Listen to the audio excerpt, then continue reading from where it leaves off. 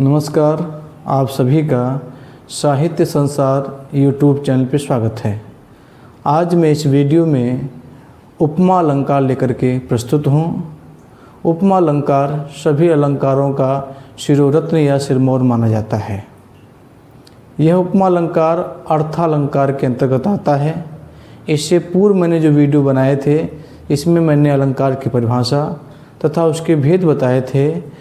तो अलंकार के 3 भेद मैंने बताए थे, शब्दालंकार, अर्थालंकार और उभय अलंकार। तो उपमा अलंकार जो है वह अर्थालंकार के अंतर्गत आता है। अर्थालंकार उसे कहते हैं जो काव्य में अर्थ के माध्यम से काव्य की सुंदरता प्रकट की जाती है, उत्पन्न होती है। तो आज हम इस वीडियो में उपमा अलंकार की परिभाषा तथा उपमा अलंकार के जो 4 तत्व हैं जिनकी उपस्थिति बहुत ही आवश्यक मानी जाती है और जिन पर उपमा अलंकार टिका हुआ है, वह है उपमेय, उपमान, साधारण धर्म तथा वाचक शब्द। ये 4 तत्व उपमा अलंकार में जरूर होते हैं। और आज इस वीडियो में मैं उदाहरण के माध्यम से भी आपको समझाऊंगा कि किसी भी काव्य की पंक्तियां अगर परीक्षाओं में पूछ ली जाती हैं तो उनकी हम पहचान कैसे करेंगे कि यह उपमा अलंकार है। उपमा अलंकार बहुत ही महत्वपूर्ण अलंकार है। यह परीक्षाओं में अधिकतर पूछा जाता है और आगे भी पूछा जाएगा। इसलिए आपसे निवेदन है कि इस वीडियो को शुरू से लेकर अंत तक देखिएगा ज़रूर। मैं भरपूर कोशिश करूँगा कि आपको सरल और सहज तरीके से, अत्यंत सहज भाव से आपको समझाने का प्रयास करूँ।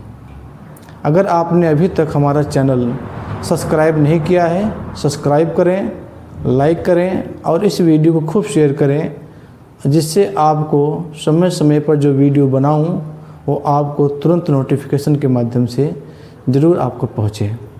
अगर आपको मेरी वीडियो में कुछ भी समझ में नहीं आ रहा हो तो निश्चित रूप से आप उसे कमेंट बॉक्स में लिखें, आपकी समस्या का निदान अवश्य किया जाएगा। आइए देखते हैं उपमा अलंकार। उपमा अलंकार, जैसे मैंने आपको बताया, यह अर्थालंकार के अंतर्गत आता है। अर्थालंकार जिस काव्य में अर्थ के माध्यम से काव्य की सुंदरता प्रकट होती है उसे बोलते हैं अर्थालंकार। आइए परिभाषा देखते हैं हम। अत्यंत सादृश्य के कारण सर्वथा भिन्न होते हुए भी जहाँ एक वस्तु या प्राणी की तुलना दूसरी प्रसिद्ध वस्तु या प्राणी से की जाती है, वहाँ उपमा अलंकार होता है। इसे अलंकारों का शिरोरत्न या सिरमौर माना जाता है। दोनों पक्षों की तुलना करते समय उपमा अलंकार के 4 तत्वों को ध्यान में रखा जाता है। जैसे कि मैंने शुरू में बताया कि उपमा अलंकार में ये 4 तत्वों का होना जरूरी है, तभी उपमा अलंकार बैठेगा। अब जो परिभाषा है उसको मैं सरल तरीके से बताऊं। जहाँ पर प्रस्तुत का अप्रस्तुत से सामान्यता के आधार पर या तुल्यता के आधार पर वर्णन होता है, वहाँ पर उपमा अलंकार होता है। ये देखिए शुरुआत की जो शब्द लिखा हुआ, अत्यंत सादृश्य मतलब होता है समानता। सादृश्य मतलब होता है समानता, ठीक है। आइए जो इसके 4 अंग हैं वो है उपमेय है, उपमान है, साधारण धर्म है, वाचक शब्द है। इसको समझते हैं। उपमेय, जिसको उपमा दी जाए अर्थात जिसका वर्णन हो रहा है उसे उपमेय या प्रस्तुत कहते हैं। यानी जिस व्यक्ति का या जिस वस्तु का वर्णन हो रहा हो उसे उपमेय कहेंगे। उपमान किसे कहते हैं? वह प्रसिद्ध वस्तु या प्राणी जिससे उपमेय की तुलना की जाए उपमान कहलाता है। इसे अप्रस्तुत भी कहते हैं। सरल भाषा में उपमान का मतलब ये हुआ, उपमेय की तुलना जिस वस्तु से या प्राणी से की जाती है, जिससे की जाती है, वो होता है उपमान। उपमा मतलब जिसकी की जाती है और उपमा मतलब जिससे की जाती है, वह चीज़ क्या होनी चाहिए, विश्व प्रसिद्ध होना चाहिए, वह उपमान होता है। साधारण धर्म उपमेय और उपमान का परस्पर समान गुण या विशेषता, समान गुण या विशेषता व्यक्त करने वाले शब्द साधारण धर्म कहलाते हैं।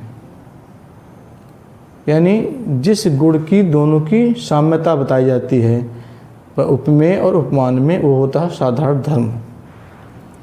फिर आते हैं वाचक शब्द, जिन शब्दों की सहायता से उपमा अलंकार की पहचान होती है। यानी जैसे हैं सा, सी, से, तुल्य, सम, जैसा, ज्यों, सरिस के समान आदि शब्द वाचक शब्द हैं। इसी वाचक शब्द से हम उपमा अलंकार की पहचान कर लेते हैं। अगर कोई परीक्षा में उदाहरण पूछ लिया जाता है और उन काव्य पंक्ति में अगर ये शब्द आपको मिलते हैं, सा, सी, से, तुल्य, सम, जैसा, ज्यों, सरिस के समान, तो आप जान लीजिए कि उसमें उपमा अलंकार है, ये उनकी पहचान है। तो आपने देखा वाचक शब्द में जिन शब्दों की सहायता से उपमा अलंकार की पहचान होती है, ये अगर वाक्य के बीच में शब्द आते हैं तो वो जो है उपमा अलंकार की पहचान होती है, हम उसमें जान लेते हैं कि उपमा अलंकार है। ठीक है, ये 4 तत्व मैंने बताए, उपमेय, उपमान, साधारण धर्म, वाचक शब्द। उपमेय जिसकी तुलना की जा रही है, उपमान जिससे की जा रही है, और साधारण धर्म जो है जिस गुण की जा रही है, जिस विशेषता की समानता की जा रही है, वो कहेगा साधारण धर्म।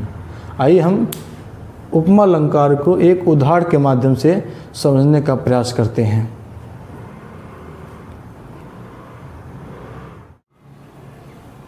हमने आपके सामने 3 उदाहरण लिखे हैं, आइए देखते हैं। पहला है हरिपद कोमल कमल से, और दूसरा है पीपर पात सरिस मन डोला, और तीसरा है राधा का मुख चंद्रमा के समान है। ये 3 उदाहरण मैंने आपके सामने रखे हैं। आइए इन उदाहरणों के माध्यम समझते हैं कि इसमें उपमा अलंकार कैसे है। देखिए, ये जो हरिपद है, हरि मतलब ईश्वर या विष्णु भगवान, पद मतलब होता है पैर।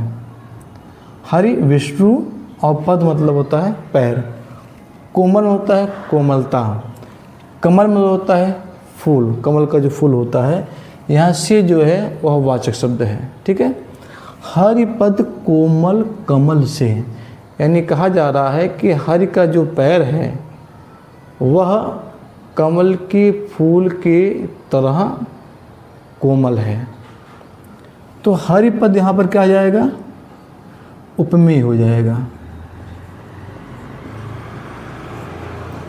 किसकी बात हो रही है, भगवान के पैर की बात हो रही है, पैरों की बात हो रही है।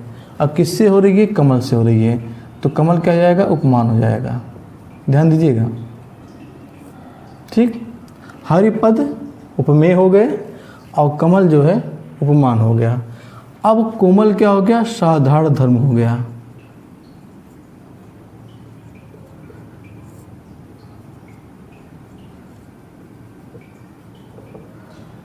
साधारण धर्म यानी भगवान के पैरों की जो उपमा दी जा रही है, उपमा किससे दी जा रही है, वो कमल से दी जा रही है। और क्या चीज़ बताया जा रहा है, कोमलता बताई जा रही है। यानी जो गुण है, जो विशेषता बताई जा रही है, वह क्या है, कोमलता की बताई जा रही है। से क्या है, ये वाचक शब्द हो गया आपका। ठीक है, हरिपद कोमल कमल से। वैसे ये उदाहरण जो है परीक्षाओं में बहुत पूछा गया है, तो मेरा प्रयास रहता है कि मैं ऐसे उदाहरण लूँ जो परीक्षाओं में पूछे भी गए हैं और जिससे आपको तैयारी भी उसकी होती रहे। तो हरिपद कोमल कमल से, यहाँ पर हरिपद हो गए उपमेय, कमल हो गया उपमान। यानी हरि के पैरों की तुलना किससे हो रही है, कमल के फूल से हो रही है। ठीक, और क्या चीज़ बताई जा रही है, कोमलता बताई। इस प्रकार कमल का फूल जो है बहुत कोमल होता है, उसी प्रकार भगवान शिव विष्णु जी का जो पैर है वह कमल के फूल की तरह कोमल है। तो कोमल क्या हो गया, साधारण धर्म। साधारण धर्म के बारे में बताया था कि जिस गुण या विशेषता के बारे में बताया जाता है वो कहलाता है साधारण धर्म। और वाचक शब्द क्या है, से, जिससे उपमा अलंकार की पहचान होती है वो शब्द जो है। आइए दूसरा देखते हैं। पीपर पात सरिस मन डोला। पीपर मतलब होता है जो पीपल का वृक्ष होता है उसकी बात हो रही है। अब पात मतलब होता है पत्ता, सरिस मन डोला, मन मतलब होता है जो आपका मन होता है, डोला मतलब डोलना, यानी हमारा या किसी का जो मन होता है वह पीपल के पत्ते की तरह डुलता रहता है, यानी हिलता रहता है, या कह सकते हैं कि वह स्थिर नहीं रहता है। जैसे आपने कभी पीपल का वृक्ष देखा हो तो अगर हवा नहीं चलती है तब भी उसका जो पत्ता होता है हिलता रहता है। उसी प्रकार हम सभी का जो मन होता है वो चंचल होता है, वह स्थिर नहीं होता है। जो स्थिर, जिसका स्थिर हो जाता है वो स्थित प्रज्ञ कहलाता है, वो महापुरुष या उसे कहते हैं ऋषि की श्रेणी में आ जाता है। तो पीपर पात सरिस मंडोला, यहाँ पर पीपल के मन की जो तुलना है वो पीपल के पत्ते से की जा रही है। तो यहाँ मन क्या है? उपमेय है, ध्यान दीजिएगा, क्योंकि जो उपमेय होता है वह प्रस्तुत होता है और जो उपमान होता है वह अप्रस्तुत होता है, यानी उपमान जो है वह विश्व प्रसिद्ध होता है। तो यहाँ मन की तुलना किससे जा रही? पीपल के पत्ते से। तो ये क्या हो जाएगा? उपमान। ठीक है। डोला मतलब ये हो जाएगा साधारण धर्म, यानी किस गुण की विशेषता बताई जा रही है? इसके डोलने की, साधारण धर्म। ठीक है। और क्या है? सरिसवाचक शब्द आ गया आपका।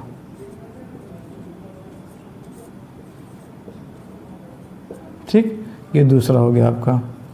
तीसरा है राधा का मुख चंद्रमा के समान है। तो राधा का मुख चंद्रमा के समान है, यहाँ राधा क्या हो जाएंगी? उपमेय, क्योंकि राधा की बात हो रही है तो राधा क्या हो जाएगी? उपमेय। मुख क्या हो जाएगा आपका? मुख क्या हो जाएगा? साधारण धर्म, क्योंकि किसकी बात हो रही है? साधारण धर्म की बात, साधारण धर्म।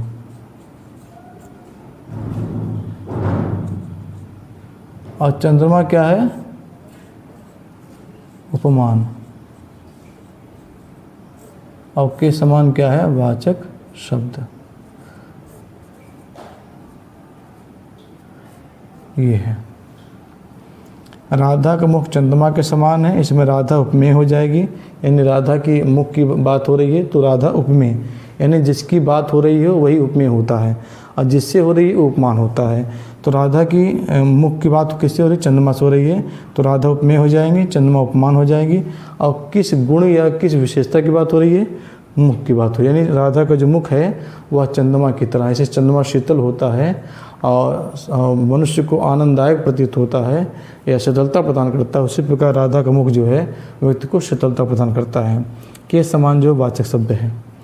तो आपने देखा होगा कि तीनों उदाहरण में जो वाचक शब्द है साया है, से है, और दूसरे में सरिस है, और तीसरे में के समान है।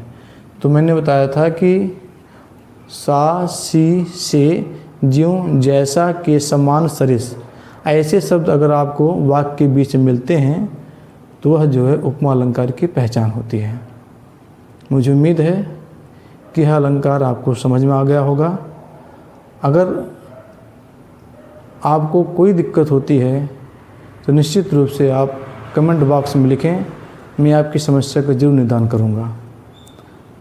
हाँ, आपसे निवेदन है कि वीडियो को जब भी देखें तो शुरू से लेकर अंत तक देखें, तभी आपको वीडियो समझ में आएगा या बातें जो बताई जा रही वो समझ में आएंगी।